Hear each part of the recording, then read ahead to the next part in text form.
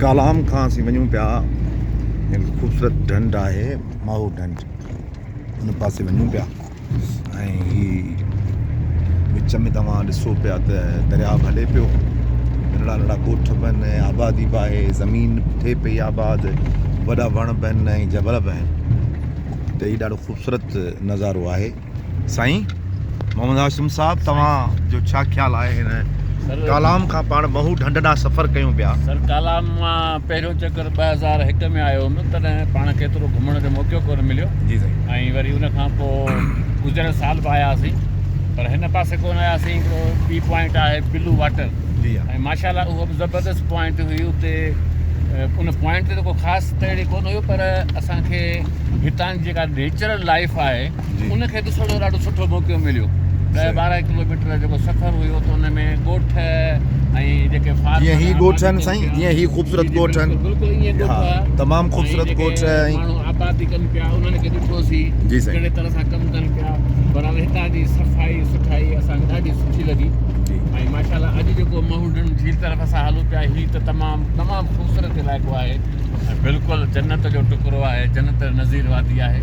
ऐं असांजा सफ़र में ॿिया दोस्त बि गॾु आहिनि। साईं शवाब मेमण साहब गॾु आहे ऐं रज़ा मोहम्मद तंगियाणी गॾु आहे। पोयां दोस्त बि उहे बि मौजूदु आहिनि। साईं अहमद सदर, हा अहमद सदर ऐं ॿिया दोस्त गॾु आहिनि। सफ़र रवां दवां आहे। झील ते पहुची वरी तव्हां सां ढंढ ते पहुची तव्हां सां वरी कचेरो कयूं था। ॾिसो केॾा ख़ूबसूरत ॻोठ आहिनि। जी जी ज़बरदस्त। ऐं हिकिड़ी ॻाल्हि साईं तव्हां महसूसु कई हूंदी त माण्हुनि वटि सहूलियतूं ॾाढियूं आहिनि। जीअं हाणे पाण जामशोरे खां सफ़र कयूं था, हलिया हलो तव्हां शहदाद कोट ताईं, तव्हांखे कचा घर मिलंदा ऐं माण्हुनि वटि सहूलियतूं आहिनि। पाणी न आहे, लाइट न आहे, वॉशरूम न आहे, माना बुनियादी ज़रूरतूं बि माण्हुनि वटि न आहिनि। पर हिते त जॾहिं पाण आया आहियूं त पाण खे ॾिसण में अचे थो त हर शइ हिते मौजूदु आहे। त इहा हिननि जी ख़ुशनसीबी आहे या हिननि खे सियासतदान भला मिलिया आहिनि। असां पास सियासत जी ॻाल्हि शुरूआति करे मूंखे तव्हां छेड़े छॾियो त हिते मूं जेके ॻाल्हियूं नोट कयूं आहिनि त असां वटि जेके चमचागिरी जेका हाणे जेके पेना फ्लेक्स लॻल हूंदा आहिनि, जेके वॾेरनि भोतारनि जी चमचागिरी कंदा आहिनि माण्हू, उहो हिते असांखे हिकिड़ो बि अहिड़ो पेना फ्लेक्स नज़र कोन आयो आहे।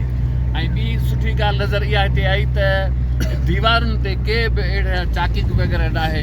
सभु दीवारूं ख़ूबसूरत सुठियूं दीवारूं आहिनि। जी साईं। ऐं ॿियो गुलाम नबी साहिब मां हिते महसूसु कयो त हिते जेके पुलिस वारा माण्हू आहिनि ऐं ख़ासि तौर ते जेके ट्रैफिक वारा आहिनि, उन्हनि खे जेको पोइ रोड ते ॾिठो त उन्हनि खे मूं ड्यूटी कंदे ॾिठो। बिल्कुलु। ऐं ख़ुशूसन मैंगोरा में पाण जेके ट्रैफिक वारा ॾिठा, उहे सीटियूं हणंदे ऐं ट्रैफिक खे सिधो रवानो कंदे ॾिठो या न ॾिठो। मां ॿ फूल लॻल सब इंस्पेक्टर बि ॾिठा त जेके चौकर ते चौराहनि ते बीठा आहिनि ऐं ट्रैफिक जी ड्यूटी पिया कनि।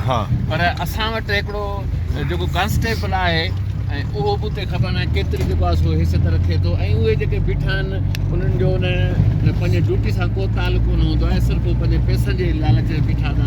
तव्हां ॾिसंदो हैदराबाद में मोटरसाइकिल वारनि लाइ वॾो आज़ार हूंदो आहे। उन खां इहो 50-100 रुपए कारण 10 गाॾियूं ॿीहारे बीठा हूंदा आहिनि। जी साईं। का ॿाहिरीं गाॾी आई, का लोड थियल गाॾी आई, उनखे परेशान कंदा आहिनि। पर अलाए महिरबानी हिते तव्हां राति ॾींहं घुमंदा वठो ऐं हिते माना इहा केॾी सुठी ॻाल्हि आहे त हितां जो माण्हू तव्हांखे महिमान थो चवे। तव्हां जंहिंसां ॻाल्हायो था त उहो तव्हांखे महिमान थो चए, भई ये महिमान है हमारे। काश अहिड़ी जेको आहे सो महिमान नवाज़ी असां जी त सिंधियुनि जी महिमान नवाज़ी दुनिया में मशहूरु आहे, पर मां ईअं चवंदुमि त उहा असांजी महिमान नवाज़ी हुई।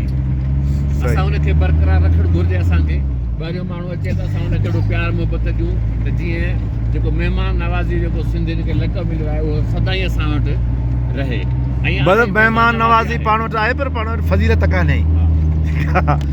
फज़ीलत वारो जेको लफ़्ज़ पाण इस्तेमालु कयूं, उहा फज़ीलत आस्ते आस्ते मोकिलाईंदी बि वञे। तमामु वॾी महिरबानी साईं।